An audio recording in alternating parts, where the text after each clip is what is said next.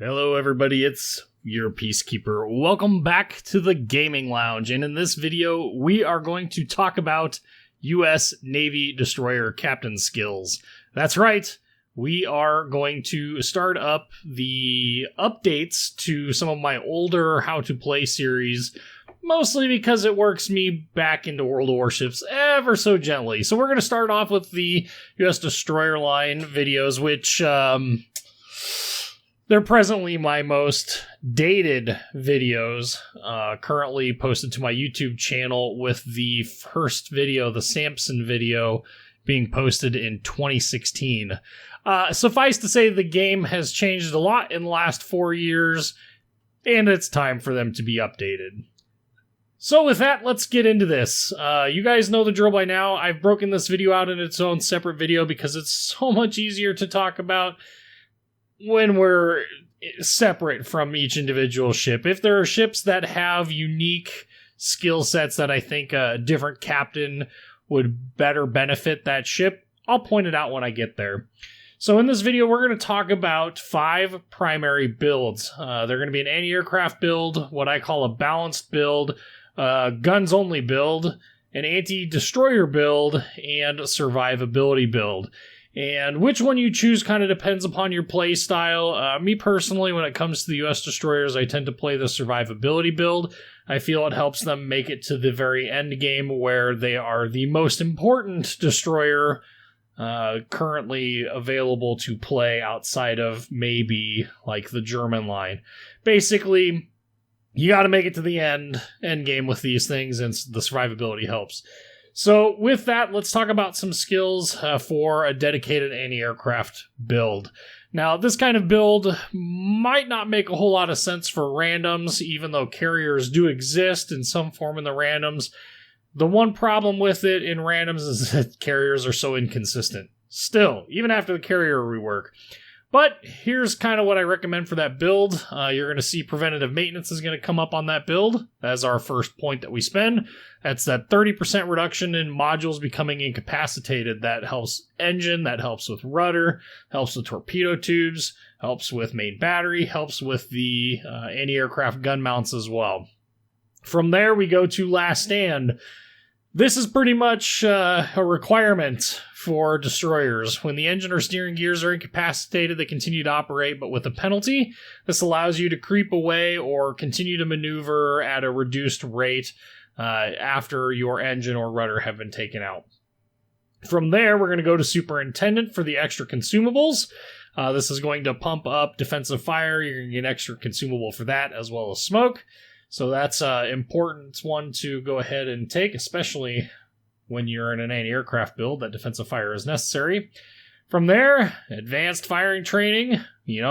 Got to get some more damage to our anti-aircraft shell explosions, plus 15% to that.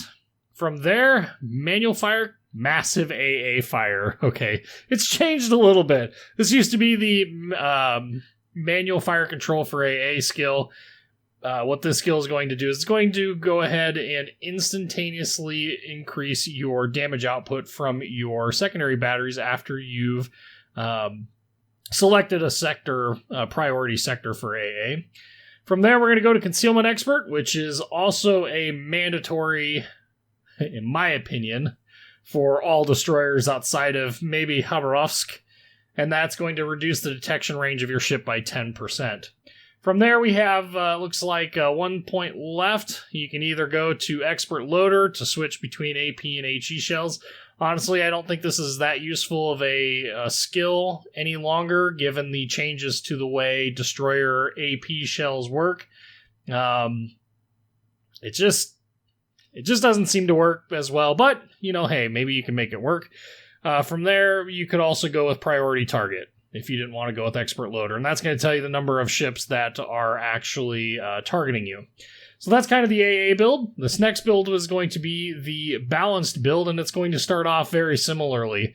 We're going to see preventative maintenance, Superintendent, last stand, then Superintendent, and then from there we're going to go to basic firing training. Well, actually, we would go to Concealment Expert, then basic firing training. And then Survivability Expert. Let's see what Basic Firing Training does for us. Basic Firing Training is going to reduce the reload time of your main battery by 10%. It's also going to increase the continuous damage from anti-aircraft by 10%, but that's not the reason why we get it. We wanted that 10% reduction in reload. Survivability Expert is going to increase the hit point pool of your ship by 350 points per tier. So at tier 10, that would be an extra 3,500 hit points. And then from there, you could take Torpedo Armament Expertise, which is going to reduce the reload time of your torpedoes by 10%. And again, that build is more of a balanced build. You kind of get everything out of that one. It's a fairly straightforward build, not gonna lie. This next build is going to be a gun-focused build. Again, this build is going to start off exactly the same. Preventative Maintenance, Last Stand, Superintendent. And then from there, we're going to go to Concealment Expert, Basic Firing Training, Survivability Expert, and then to Demolition Expert. Demolition Expert is going to increase the chance of starting a fire by a whopping 2%. Doesn't seem like it would add up a whole lot, but by the time you add on the flags, it does increase the fire starting chance a reasonable amount. The next build that we're going to talk about is going to be the Anti-Destroyer build. And once again, it's going to start off with Preventative Maintenance, Last Stand, Superintendent, Concealment Expert. And it's going to go to Radio Location, or RPF, or they call it Radio Location. This is going to show you the direction to the nearest enemy ship. And that ship does get alerted, but that it's being, located. But what it allows you to do is it allows you to more effectively hunt down destroyers, especially in the late game and where they're less likely to be seen. So it's very important skill if you're going to go specifically for that destroyer hunting ability. From there, we've got a couple of different routes that we could really take.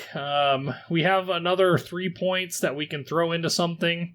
It really depends on how you want to do this.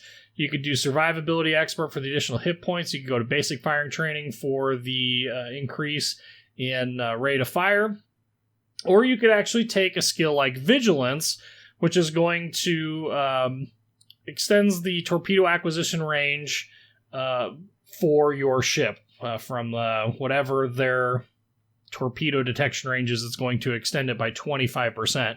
That just helps you avoid incoming torpedoes in those brief moments of the early part of the matches where destroyers are just flooding the cap circles with torpedoes. This is going to help you avoid those. What I found is that the US destroyers tend to be maneuverable enough that Vigilance really isn't that useful of a skill, but to each their own. From there, you've got a couple of different skills that you could take. You could take Smokescreen Expert to increase the radius of your smokescreen by 20%, or you could take High Alert, which reduces the reload time of the damage control party by 10%. And that's more of a how do we stay alive a little bit longer skill for you. It just allows you to repair incapacitated modules, which is mostly what that's for, much quicker. From there, and my preferred build, we will talk about the Survivability Build.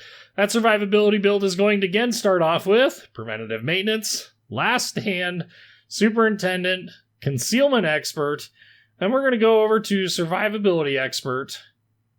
And actually, I just realized that I'm actually not running a Survivability. I'm running it looks like, Anti-Destroyer? Not really. I don't know. It's just kind of all over the board at this point. So that build, again, starting off here, Preventative Maintenance, Last Stand, Superintendent, Concealment Expert. And then we have Smokescreen Expert, which is going to increase your ability to stay alive by increasing the smokescreen radius by 20%. With all the radar nowadays, I'm not so sure that skill is going to be as useful as it once was in the early game.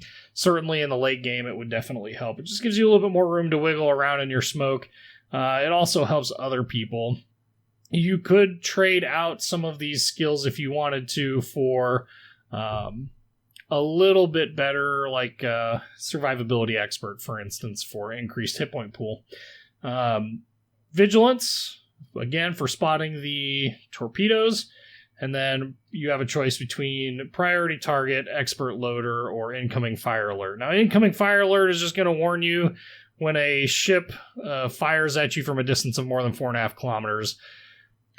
My thing with incoming fire alert and priority target is that the vast majority of the time, I know when I'm detected, I know when I'm going to be shot at.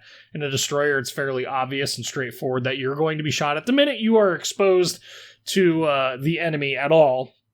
And so as a result, I really don't find either of those skills to be overly useful. The problem is with the build that I'm currently running,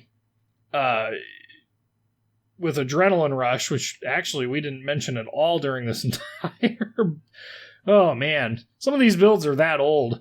So you could also trade Adrenaline Rush, is going... This I would kind of throw into the balance build, in my opinion. Instead of like Torpedo Armament Expertise, I would throw in Adrenaline Rush for the increase in the ship's reload. You're gonna decrease the time it takes to reload, increase the speed at which your ship reloads. For every 1% of hit point you lose, and that's 0.2% for each one. It ends up adding... You end up having a fairly quick reload by the time you get down to the very last bit of your hit point pool.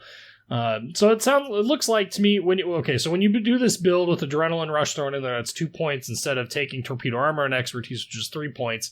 That gives you this one random point that's left over. As we already talked about with Expert Loader, one disadvantage of taking Expert Loader in the US destroyers is it takes next to no time to reload the main battery on the destroyers. So Expert Loader itself really isn't that useful. Plus, with the AP changes to U.S. destroyers, it really doesn't matter a huge amount.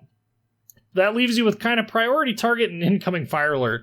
And of the two, I would consider incoming fire alert essentially useless. Priority target would be more useful, but again, if you wanted to, not have priority target, not have Adrenaline Rush, you could take Torpedo Armament Expertise in that balanced build to... throw out more torpedoes, reducing the reload time of your torpedoes by 10%. How much of a difference does it really make? In my opinion, really not that much. Just kind of why I run the build that I run.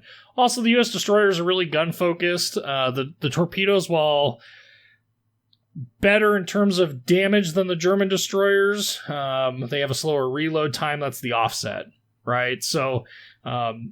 unlike the German destroyers, where I actually recommend Torpedo Armament Expertise if for no other reason than to reduce the already short cooldown time and just allow you to spam torpedoes all the time. On the U.S. destroyers, it's obviously a little bit less useful, and focusing more on the guns, in my opinion, is at least a little bit more useful. So as you can see, I apparently run a build that's not even on my build list. Wow. Good job, me. You will not see IFHE on this list. Most of the U.S. destroyers have enough HE penetration at their respective tiers to still do damage to enemy ships, regardless of the the superstructure armor. So it's really not a huge deal on the U.S. destroyers, because we're not running 4-inch gun destroyers at tier 10 like the Japanese are. Where having a little bit extra HE pen on those actually is of benefit and allows you to actually do damage instead of constantly shatter your HE shells. So for me, IFHE doesn't seem really all that useful. Demo Expert, you could take it on some of these builds if you wanted to spend the 3 points. Again, that's going to increase the chance of starting a fire by 2%. Really don't know how useful that is. Basics of survivability, if you were doing like a hardcore survivability build, I could see you use that for the time of repair, extinguishing fires, recovering from flooding, or repairing modules without using your damage control party. But beyond that, most of all of these other skills really aren't useful, in my opinion. Anyway, I hope that this video has been helpful. I will try and remember to link it in all of the future upcoming videos so that I can stop getting asked, where are the captain skills at? Because this video is 14 minutes by itself, 15 minutes by itself. and people want this at the beginning of all of the videos. Yeah, that's not going to happen. Anyway, I'm your Peacekeeper, signing us out of the Gaming Lounge. Like, comment, subscribe if you haven't already. Click that notification bell if you want to be notified when new videos come out. I'm your Peacekeeper. See you guys next time.